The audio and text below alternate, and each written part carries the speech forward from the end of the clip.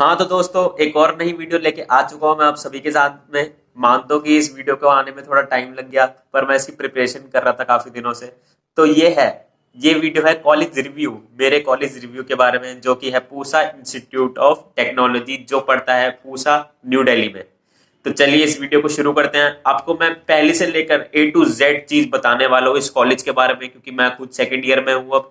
और जब मैंने नेट पे सर्च करा था इस सब चीज के बारे में फर्स्ट ईयर में, तो मुझे कुछ भी नॉलेज नहीं मिली थी इसके बारे में, पूसे इंस्टीट्यूट के बारे में। तो इसलिए मैं इस वीडियो को देख के बना रहा हूँ, ताकि मेरे जूनियर्स का थोड़ा फायदा हो जाए, और जो मेरे सीनियर्स हैं वो भी काफी इसको कॉलेज के बारे में थोड़ा सा जान लें।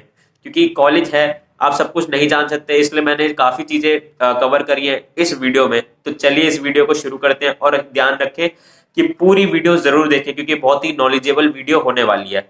और अगर आपने मेरा पहला ब्लॉग नहीं देखा है तो मैं उसका लिंक ऊपर आई बटन में दे दूंगा, वहां से जाके देख सकते हैं। देखिए, आपको मजा जरूर आएगा। तो चलिए इस वीडियो को शुरू करते हैं। इस पूरी वीडियो को और इस पूरे कॉलेज को मैंने पॉइंट से बांटा हुआ है, हर पॉइंट्स को हम डिस्कस कर रहे होंगे इस वीडियो में। तो पहला पॉइंट आता है कि स्टेट एंड रैंकिंग, कि ये पड़ता है दिल्ली में, और जो कि अगर इसका मैं सेंटर पॉइंट बताऊं तो है न्यू दिल्ली, पूसा। और इसकी अगर मैं रैंकिंग की बात करूं, तो हम जानते हैं कि दिल्ली में पॉलिटेक्निक के 25 से भी ज्यादा कॉलेजेस हैं, गवर्नमेंट और नॉन गवर्नमेंट मिला के। तो ये आता है सबसे फर्स्ट नंबर पे, जो कि एक बहुत ही अच्छी बात है कॉलेज के हिसाब से, जो कि फर्स्ट नंबर पे आ रहा है पॉलिटेक्निक में। और ये एशिया के टॉप पॉलिटेक्निक कॉलेज में से भी आता है।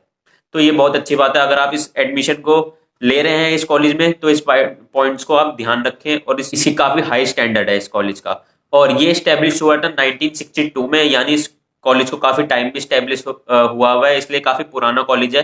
और काफी इसकी रेपुटेशन काफी ऊपर रहती है। तो बात आती है कनेक्टिविटी की, कि आखिर एक हम कनेक्ट किस चीज से हो सकते हैं। तो मैं आपको बताना चाहूंगा कि कॉलेज से निकलते ही 10 मिनट की दूरी पे आपको बस स्टैंड मिल जाएगा, जो कि बहुत ही अच्छी बात है। और 15 मिनट की वॉकिंग डिस्टेंस पे ही आपको क्या मिल जाएगा, मेट्रो स्टेशन।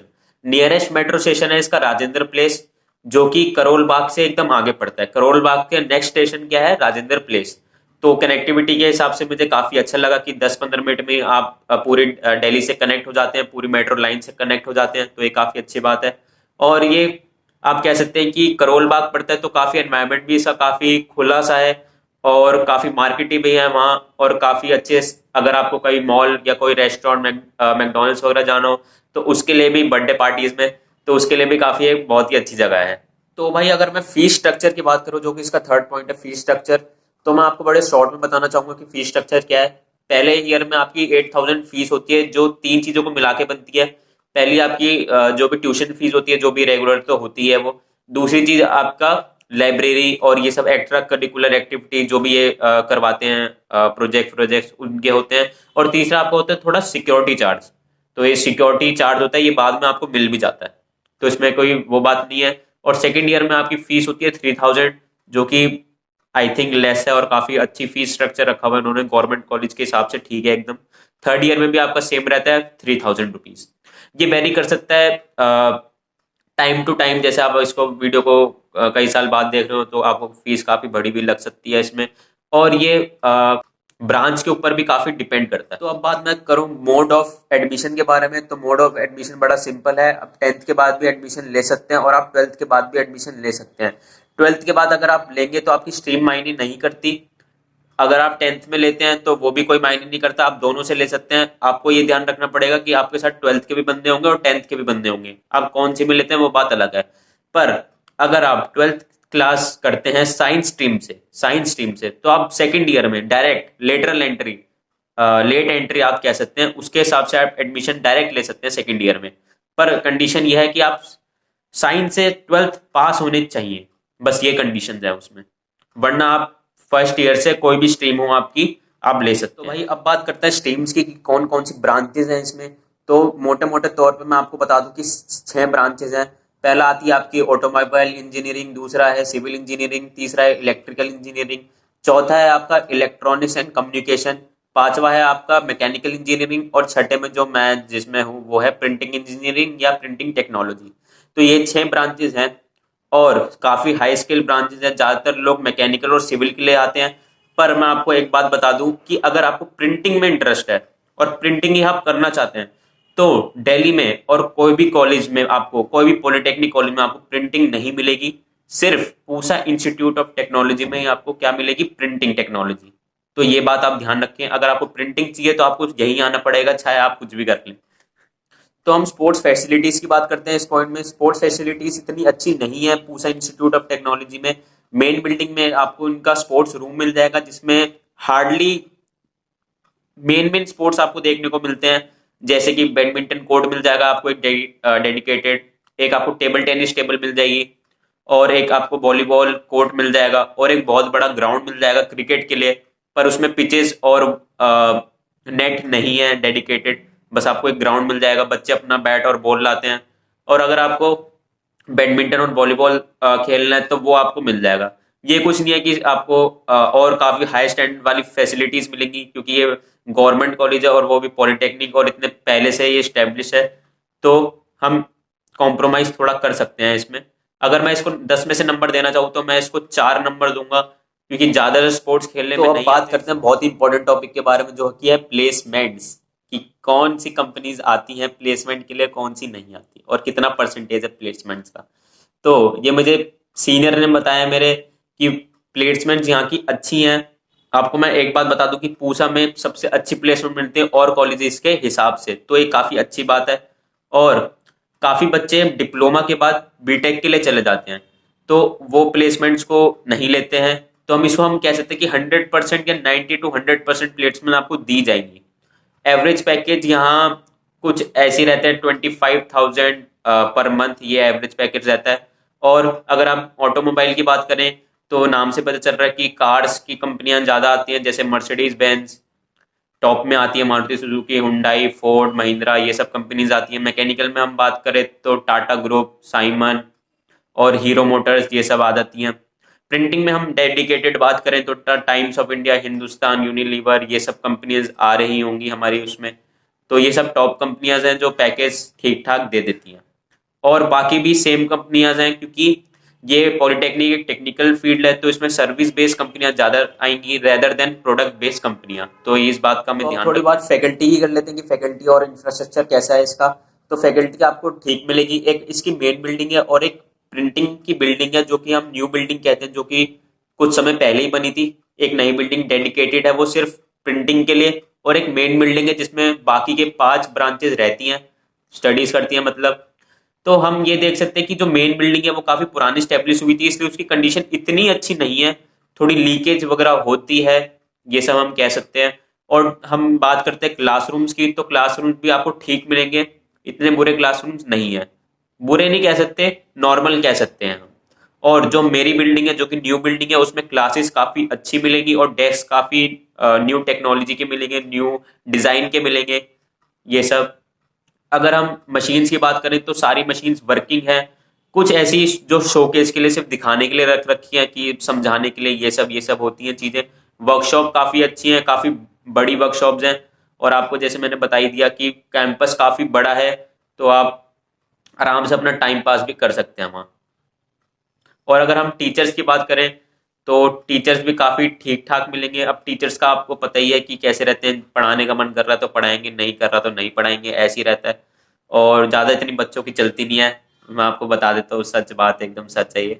तो ये सब रहता है, क्लासेस हो जाती है टाइम पे, अटेंडेंस भी ठीक ठाक है, अटेंडेंस का जो रेशियो है वो भी ठीक है। फर्स्ट ईयर में आपको ज्यादातर अटेंडेंस की चिंता करनी होगी, क्योंकि टीचर्स कहते हैं कि अटेंडेंस फर्स्ट ईयर में तो आ ही जाओ। सेकेंड ईयर और थर्ड ईयर में थोड़ी लीनियंसी कर देते हैं टीचर्स, ये सब फ्री में अटेंडेंस दे देते हैं, तो टीचर इतने बुरे भी नहीं है, अच्छे टीचर। और हाँ, एक और बात, लैब्स भी काफी वेल मेंटेन्ड है यहाँ, केमिस्ट्री लैब, फिजिक्स लैब, और जो भी आपकी प्रिंटिंग की लैब्स हैं मेरी फील्ड के हिसाब से, और जो भी मैकेनिकल वर्कशॉप, काफी वेल मेंटेन्ड आप कह सकते हो। टीचर्स को भी काफी अच्छी नॉलेज है, काफी सीनियर टीचर्स हैं जिन्होंने पीएचडी तक कर रखी है, तो वो भी टीचर्स आपको पढ़ा रहे होंगे वहाँ। तो अगर हम थोड़े से पॉइंट डिस्कस करें यहाँ, तो हम थोड़े से छोटे छोटे पॉइंट जो हम मायने रखते हैं हमारे लिए, जो कि हॉस्टल्स हैं, तो काफी बाहर के बच्चे भी आते हैं, जैसे बिहार, राजस्थान, यूपी, पंजाब, हरियाणा, इन सब के बच्चे भी आते हैं दिल्ली में पढ़ने के लिए पॉलिटेक्निक पूसा में। पर उनके लिए हॉस्टल्स अवेलेबल नहीं है, मतलब कॉलेज में हॉस्टल्स नहीं है बिल्कुल भी। थोड़े साल पहले थे, पर वो किसी के अंडर अब चले गए हैं, जो कि अब पूसा के अंडर नहीं आता, तो आप हॉस्टल के चक्कर में यहाँ मत आना। और अगर हम बात करें कि वाईफाई कैसा है, तो वाईफाई बहुत ही बेकार है, टीचर्स भी इसकी कंप्लेंट करते रहते हैं वाईफाई की। हाँ, वाईफाई है जरूर, नाम का है। अब बात करते हैं कैंटीन की। तो कैंटीन कैसी है? कैंटीन आपको कॉलेज में नहीं, कॉलेज की कोई कैंटीन नहीं है, हमें ये बात ध्यान रखनी है। लोगों ने खुद ही दुकानें बना रखी हैं यहाँ। तो आप, अगर मैं आपको अच्छी तरह बताऊँ तो कैंटीन यहाँ पे 5 कैंटीन आपको मिलेंगी, छोटी छोटी सी कैंटीन सी, जिसमें आपको फास्ट फूड देखने को मिल सकता है, कोल्ड ड्रिंक्स देखने को मिल सकती हैं, और यही सब जो कि आपके समोसा, ये सब छोटी मोटी चीजें, चाय मिल सकती है आपको, बस ये सब चीजें आपको मिल रही होंगी वहाँ। और कोई भी अलग से कोई कैफे वैफे नहीं है, तो उसके लिए आपको दूर ही जाना पड़ेगा, राजेंद्र प्लेस, करोल बाग की तरफ ही जाना पड़ेगा आपको। और अगर हम बात करें और चीज़ों, तो अगर हम रैंकिंग की बात करें तो रैंकिंग बिल्कुल भी नहीं होती है। मैंने सीनियर से भी पता करा था, तो बिल्कुल भी रैंकिंग नहीं होती है, तो इसकी आप टेंशन एकदम छोड़ दीजिए। और दूसरी बात टॉयलेट्स की है, तो टॉयलेट्स एकदम क्लीन रहते हैं, मैं तो कहूँगा ओके हैं एकदम, कोई ना ज़्यादा अच्छे हैं ना ज़्यादा बुरे हैं, आप कह सकते हैं। लाइब्रेरी की हम बात करें तो लाइब्रेरी बहुत ही अच्छी है, वेल मेंटेन्ड आप कह सकते हैं। सबसे अच्छी चीज़ मेन बिल्डिंग में जो मुझे लगी वो लाइब्रेरी ही लगी, काफ़ी वेल मेंटेन्ड है, काफ़ी एक स्टडी रूम भी बना रखा है, अगर आपको पढ़ना हो तो आप पढ़ सकते हैं। रात का कुछ पता नहीं लाइब्रेरी का, क्योंकि अब डे स्कॉलर्स हैं सारे, तो सब घर चले जाते हैं, कोई हॉस्टल वाली चीज़ तो है नहीं यहाँ की कोई रुक के लाइब्रेरी में पढ़ रहा हो, तो ऐसी कोई बात नहीं है। हाँ, आपको अपनी फील्ड से रिलेटेड सारी बुक्स वहाँ पे मिल सकती हैं। मैं यहाँ पे आपको कोई फोटो भी दिखा दूंगा लाइब्रेरी की, हमारे साथ, मेरे दोस्तों के साथ, तो वो भी आप देख लीजिए। तो अगर मैं यूनिफॉर्म की बात करूँ तो फर्स्ट ईयर में यूनिफॉर्म है, सारी फॉर्मल यूनिफॉर्म है आपकी। वाइट शर्ट और फॉर्मल पैंट ये है, और सर्दियों में आपके ऊपर ब्लेजर आ जाता है, बस वो फर्स्ट ईयर के लिए, सिर्फ सेकंड और थर्ड ईयर के लिए एप्लीकेबल नहीं है। आप पहन के आना चाहे तो आप पहन के आ सकते हैं। और अगर मैं फेस्ट की बात करूँ तो फेस्ट यहाँ नहीं होते हैं, मैंने सीनियर से भी पता करा, और जो जितना मैं यहाँ पे रहा हूँ तो इतना फेस्ट का कल्चर यहाँ है नहीं। तो फेस्ट है नहीं, ना फ्रेशर्स पार्टी होती है, ना कोई पार्टी होती है यहाँ, तो आप उसमें बिल्कुल भी कर सक अपने दोस्तों के साथ ही आप पार्टी कर सकते हैं। और कोई सीनियर्स आपको पार्टी नहीं दे रहे होंगे, या कोई भी कॉलेज की तरफ से आपको कोई फंडिंग नहीं मिल रही होगी पार्टी और ट्रिप्स के लिए, तो वो सब बात आपके लिए ठीक है। तो अगर मैं क्लब्स और सोसाइटीज़ की बात करूँ तो यहाँ पे कोई क्लब्स और सोसाइटीज़ नहीं है, जैसे डांसिंग क्लब और कोई भी आप आर्ट्स क्लब ले सकते हैं, फोटोग्राफी क्लब ले सकते हैं, तो वो कोई भी इंटरेस्ट यहाँ पे है नहीं। सिर्फ पढ़ाई और पढ़ाई और पढ़ाई पे फोकस है। ना बच्चे इतने को पता है, इतना अवेयर नहीं है कि बच्चे ये सब क्या होती हैं चीज़ें। तो मैं उसमें कहूँगा कि आप अपना क्लब, अगर आप आ रहे हैं तो खुद बना लीजिए। पहले सेमेस्टर में ही मुझे भी ये चीज़ें नहीं पता थी, नहीं तो मैं भी कुछ हद तक अपने लेवल पे ट्राई जरूर करता, 5-6 लोगों को अपने साथ, अपने फ्रेंड्स को जोड़ने के लिए। एक क्लब एक बहुत ही अच्छी चीज़ है ग्रो करने के लिए, अपनी स्किल्स को लेवल अप करने के लिए। तो बहुत मैं आपको सजेस्ट करूंगा कि आप वो चीज़ करें। और ये हाँ, बच्चों को काफ़ी एक चीज़ काफ़ी अट्रैक्ट करती है, जो कि है एनसीसी, नेशनल कैडेट कॉर्प्स, जो कि आप पहले ईयर में ही हो रहा होगा सिलेक्शन। उसमें मेरा सिलेक्शन नहीं हुआ था, मैं अपनी बताऊँ तो रनिंग था, 1.6 किलोमीटर दौड़ना था, मैं नहीं दौड़ पाया था, और मेरे दोस्त भी कोई इतने अच्छे परफॉर्म नहीं कर पाए थे। हाँ, कुछ दोस्तों का सिलेक्शन हो गया था उसमें। तो ये सब बहुत ही अच्छी चीज़ है, आपकी ट्रेनिंग हो रही होगी उसमें, और काफ़ी मज़ा भी आता है प्रैक्टिस करने में आपकी। आप बेसिकली आप स्ट्रांग बनते हो, तो वो काफ़ी अच्छी बात है। तो अगर मैं एक बहुत ही इंपॉर्टेंट टॉपिक के बारे में बात करूं, जो कि है boys is to girls ratio, तो इसमें रेशियो आता है आपका 9:1, जो कि मेरे हिसाब से बहुत ही कम रेशियो है। और इसमें आप देख सकते हैं कि जो मेरा मॉर्निंग का बैच है, हम यहाँ पे 2 बैच चलते हैं, मॉर्निंग और इवनिंग के, आप किसी में भी एडमिशन करवा सकते हैं। ज़्यादा टाइमिंग इक्वल ही रहते हैं, थोड़ा सा ही डिफरेंस आता है बस। तो रेशियो मेरे हिसाब से काफ़ी कम है। मेरे मॉर्निंग में हम बात करूँ प्रिंटिंग में तो 70 बच्चे हैं, 70 बच्चे हैं। और अगर मैं उनमें से गर्ल्स की बात करूँ, उन 70 बच्चों में कितनी गर्ल्स हैं, तो सिर्फ 2 गर्ल्स हैं।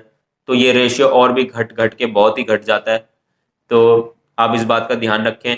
तो ओवरऑल अगर मैं इसकी बात करूँ, डिसेंट वेल मेंटेन्ड, मैं इसको बोलूँगा अच्छा कॉलेज है, रेपुटेशन के हिसाब से टॉप पर है, पढ़ाई के हिसाब से भी टॉप में मानूंगा इसको। हाँ, प्रैक्टिकल नॉलेज आपको इतनी नहीं मिल रही होगी जितनी आपको वही इंडियन एजुकेशन के सिस्टम के हिसाब से, आपको थ्योरी ज़्यादा पढ़ा रहे होंगे और पेपर पे आपका काफ़ी फोकस होगा। तो वो मैं आपको सजेस्ट करूँगा कि आप और भी एक्स्ट्रा करिकुलर एक्टिविटीज़ में भाग लें। और मैं ऐसी वीडियोस लाता रहूँगा आपको इस चैनल पे कॉलेज गाइड में लाऊंगा एक, जिसमें आपको कॉलेज के बारे में हर चीज़ मैं बता रहा हूँगा। और अगर आप ऐसे भी और भी कॉलेज रिव्यू देखना चाहते हैं, जो कमेंट करें।